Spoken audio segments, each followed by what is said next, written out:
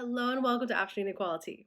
My name is Christy, and today I'm talking to Keisha Jordan, who is the creator and founder of the Divine Collective and of a new Oracle deck, which is kind of like tarot, but not. She can get more into it. You'll hear in the conversation. But it's chock full of representation for women, for people of color, for people with disabilities, to kind of help promote the fact that anyone can be divine. I'm really excited to finally have her on the show. We've been going back and forth about this for a very long time, so this is going to be a great conversation. Let's get right into it.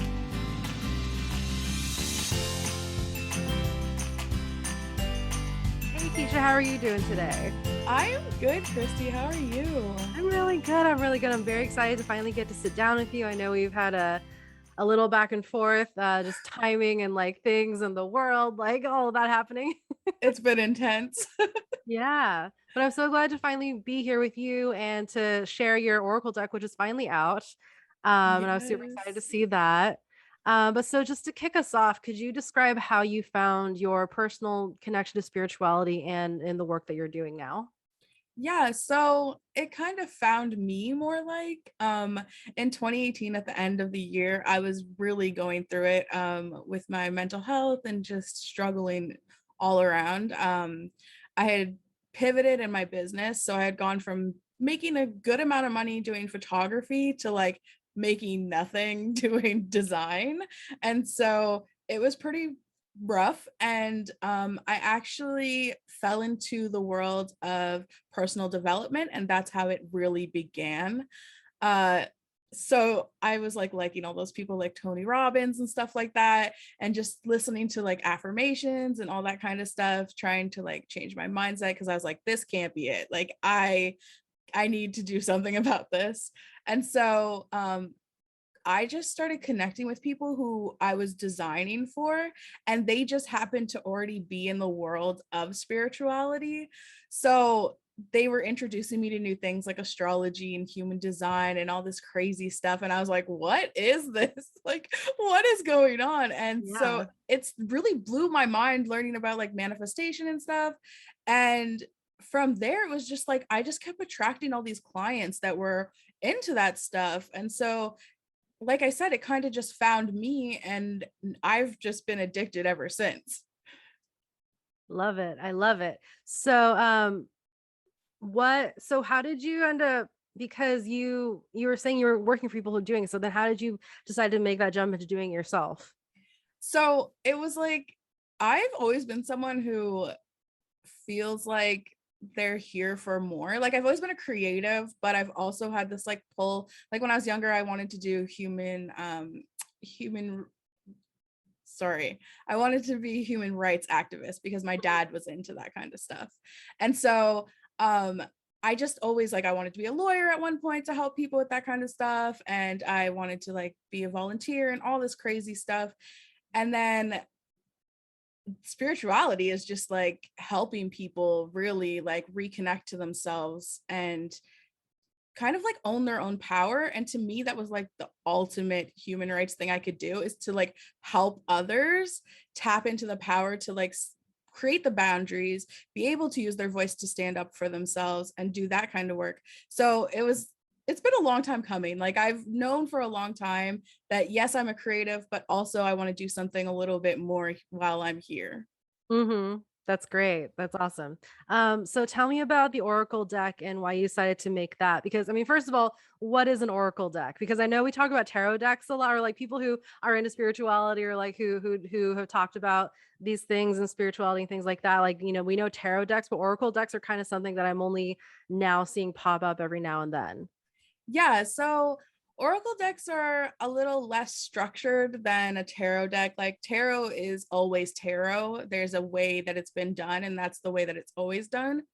Um, Oracle is more like messages that you can use to like get clarity on things.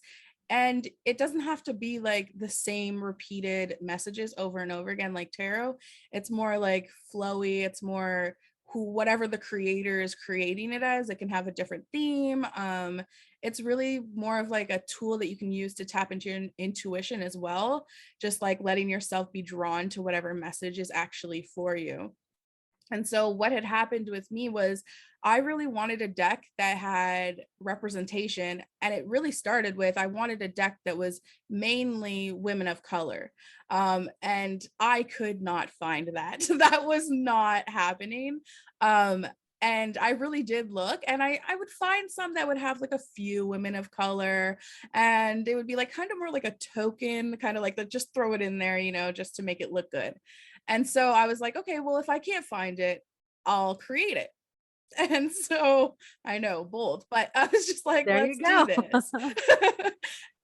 But it really just snowballed from there. For me, being a plus size Black woman who's also bisexual, it's like I wanted to include all of that. And I also have a disability. So, like, all those things were really important for me to see. And I realized this was like a perfect way for not only me to create something that made me feel seen, but to create something that made other people feel seen who are not really seen as like divine beings. So, yeah, it was just like a small project that turned into like a much bigger project than I had anticipated.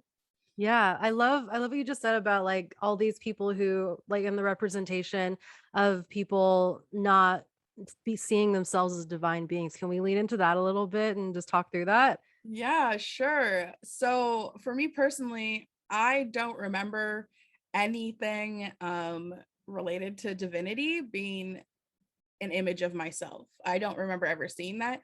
I think the only thing that someone has brought to my attention was a show way back in the day called Touched by an Angel, where the woman was an angel and she was Black. But that was it. That, like, I went to church, I never saw any Black angels. I never saw representation of like people of color or really, yeah, it was just like really sticky. Like there wasn't anybody around being like you are divine as well. It's like you always hear these stories about people of color being like demonized and all these crazy things, and then it's like people who are in the LGBTQ community, it's like always demonizing them. So it's it's a really deep conversation, and it's Mhm. like can be very triggering for some people, but Mhm. I thought that this was a great way to like introduce something to people that maybe they've never seen. And I remember having a conversation on Clubhouse.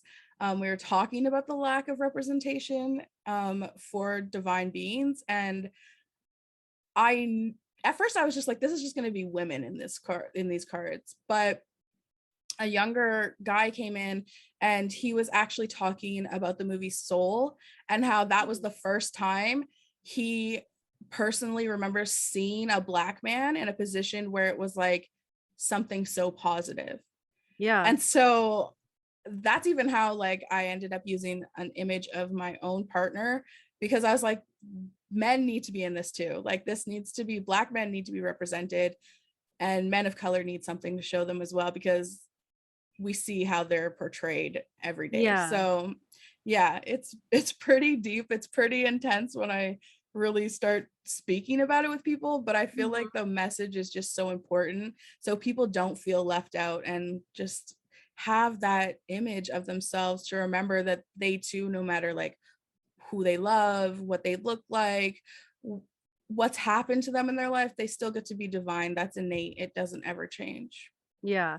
Do you hope that by doing this and by putting on your own oracle deck with this kind of representation that it'll like trickle into other, other people will start to do the same so that we can start seeing more representation? Yeah, I would absolutely love that. I'm actually working with people now to create their own oracle decks. Oh, So, great. yeah, so I'm hoping that I can kind of put my own little touch on it and like give them that without them feel, I feel like some people feel awkward about it. It's like Mhm. they don't know how to go about it without feeling like they're doing something that's like a little pushing boundaries. So, yeah, I wanted to open that up for other people, especially white women who love spirituality. I wanted them to be able to know that they can also show, you know, be inclusive in their decks, be inclusive in their business and their creative spaces, even in their like coaching spaces. It's okay to like invite people in and let them be seen and witnessed and heard. Mhm. Yeah, no, for sure. So how do you use an oracle deck and could you give us like a little demonstration maybe? Yeah, for sure. So Um, I'm gonna be using the standard edition, so it's just like this little tiny book. Okay. But my thing is there's not really a right way or a wrong way to use the deck. I really want people to tap more into their intuition when they're using it and figure out what's right for them. Mm-hmm. Some people really love to just spread out the cards and then just pick the cards that they're drawn to. I personally like to shuffle, and then whenever I feel like an intuitive pull to stop, or if a card flies out, then I'll use that card. Mm-hmm. So what I also included was like some instructions, like some little like pulls that you can do, like one card or two cards or three cards.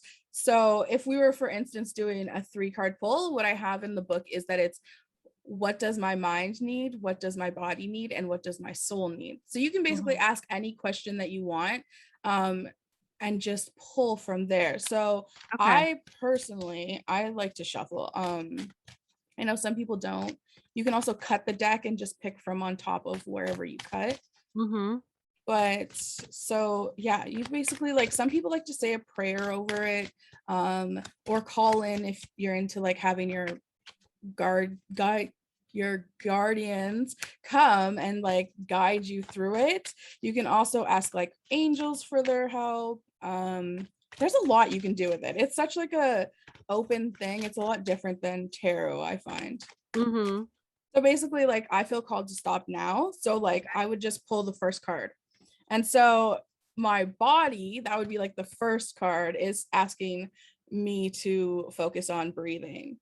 And Okay. so that would be the first card. And then you would just do the same thing again for the other two. Like I said, you can sprawl them out and just see what you're pulled to. That can Mm-hmm. be really fun too. I do like to cleanse my space before I start. Okay. So I use sage that was given to me. Mm-hmm. So that's the mind. It wants tranquility. And Okay. then I would just pull a third one for soul. So adventure. My soul apparently wants adventure. That's actually a Okay. really good pull. Um, Yeah.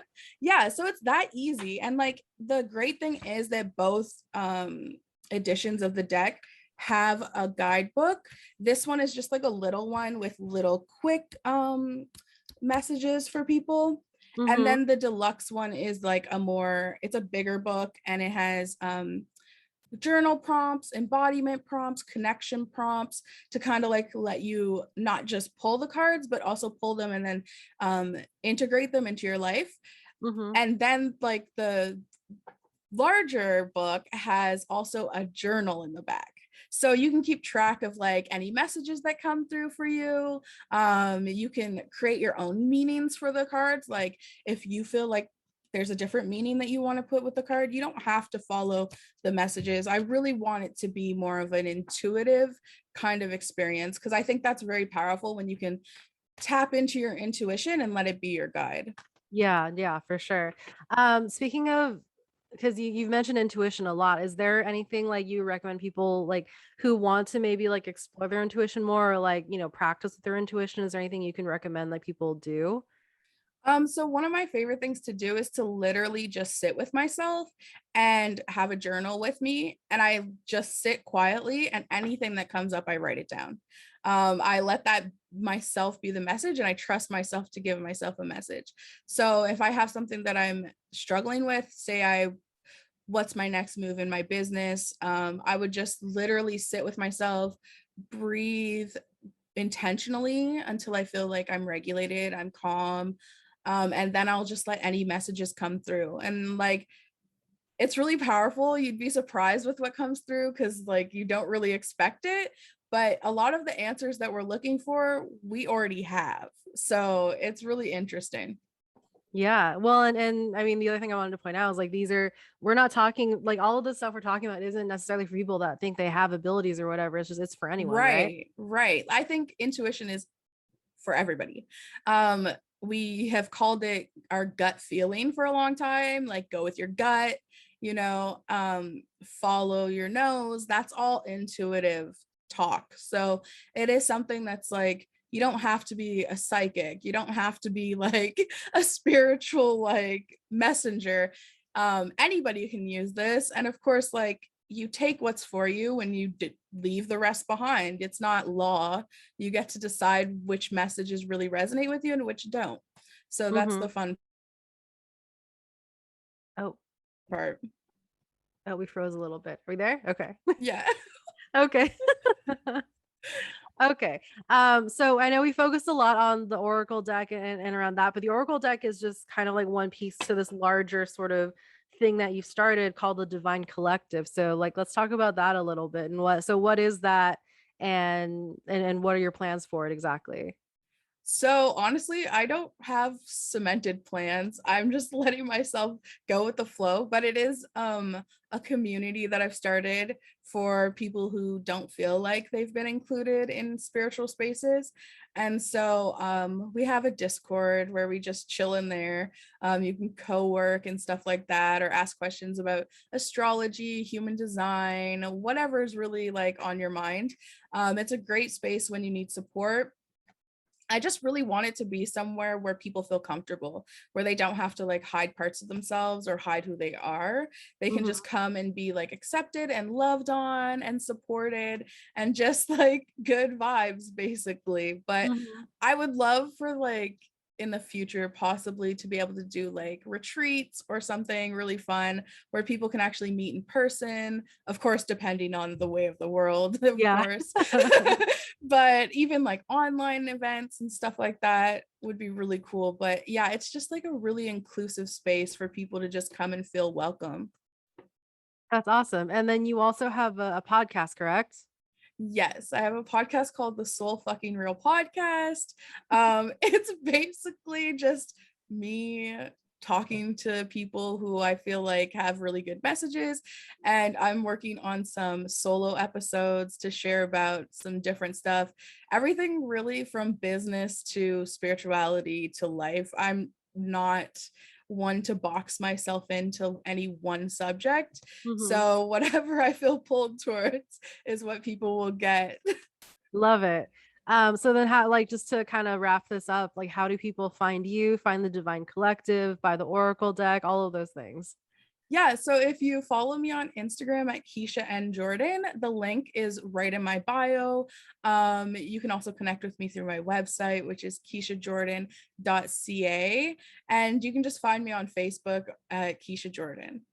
Awesome. Okay, so I will have all those links as well in the captions in the show notes. But yeah, thank you so much. This was really great. I'm so excited to get get my hands on an Oracle deck and kind of explore that myself. I can't wait for you to try it. I think you'll love it. Thank you Yeah, so much for definitely. having me. Thank you. Thank you so much to Keisha for coming and being on the show. This was so great. I'm so happy to finally been able to sit down with her. And I'm really excited to actually get my own Oracle deck and really start playing with that and figuring out what all the meanings are and things like that. So I will have all of that information for you in the show notes, in the captions, and all my social media. So definitely keep an eye out if you want to either get your own Oracle deck or if you want to get connected with Keisha, or if you want to join the Divine Collective. All are great things, so I highly recommend any of those. And yeah, thank you all once again for coming and spending this time with me and sharing this space with me. And I can't wait to sit with you again next time.